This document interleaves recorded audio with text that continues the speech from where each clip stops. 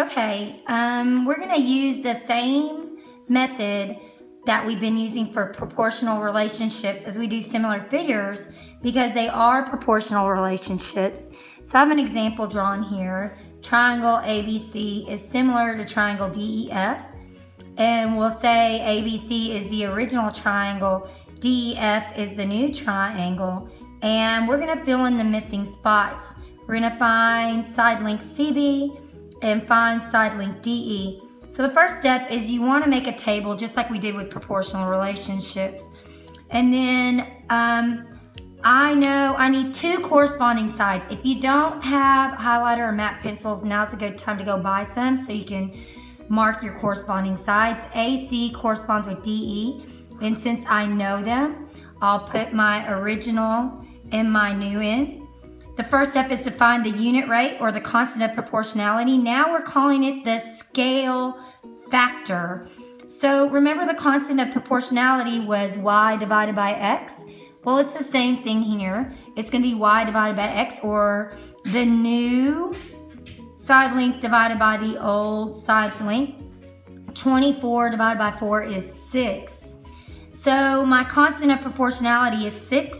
Or my scale factor is 6. So I could actually write an equation, y equals 6x, where y represents the new side length, is 6 times the old side length.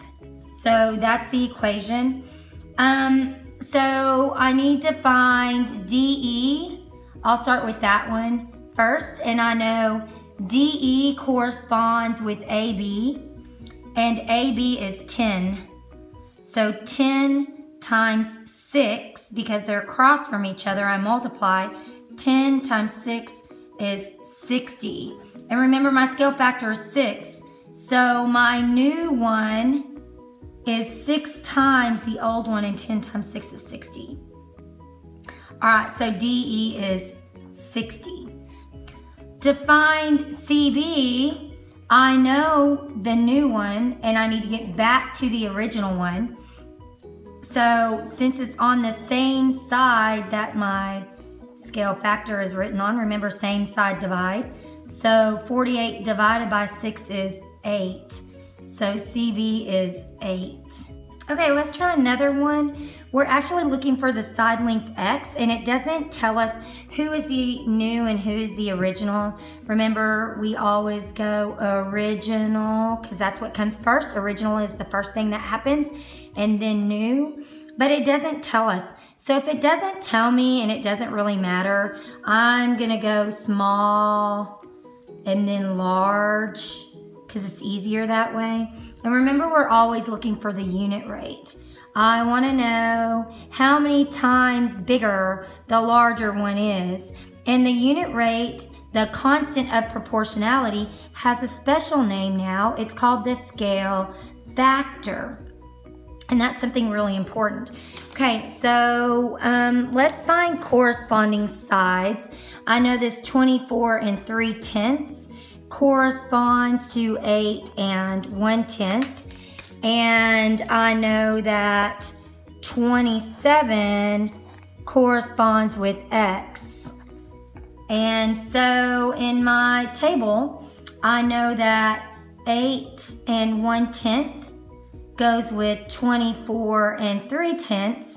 And I'm looking for whatever this X is that corresponds with 27. First step is always to find the unit rate with proportionality. We're finding the constant of proportionality so we can figure out what I multiply the small one by to get the big one, what the scale factor is. We do that by dividing. So 8 1/10 into 24 3/10. So if I move my decimal one place, 81 into 243 goes 3 times evenly. So my scale factor is 3. So if I were to write a equation for this, I know that the large figure is equal to 3 times the small figure. So I'm looking for what this side length would be. Since the side length that was given is on the same side as my unit rate, same side divide. Same side divide. So 27 divided by 3 is 9. So that missing side length is... Okay, here we go for another shaky video because I'm holding my phone and recording at the same time. Also, don't laugh at my pictures. Y'all know I can't draw. So let's talk about indirect measure. It's a concept of proportionality and similar figures to find measurements that we may not be able to measure by hand because something's too tall or too far away, like stars and the moon, or things that are just too far to measure with a tape measure or something like that. So the question is, if a 4-foot tall bird bath, which I drew a bird, not a bird bath, casts a 2-foot long shadow, then how tall is a cardboard box that casts a 4-foot shadow? So, I'm gonna make a table, and we'll call the original my bird bath, and I'll call my new my box. So we'll call this my X and this my Y.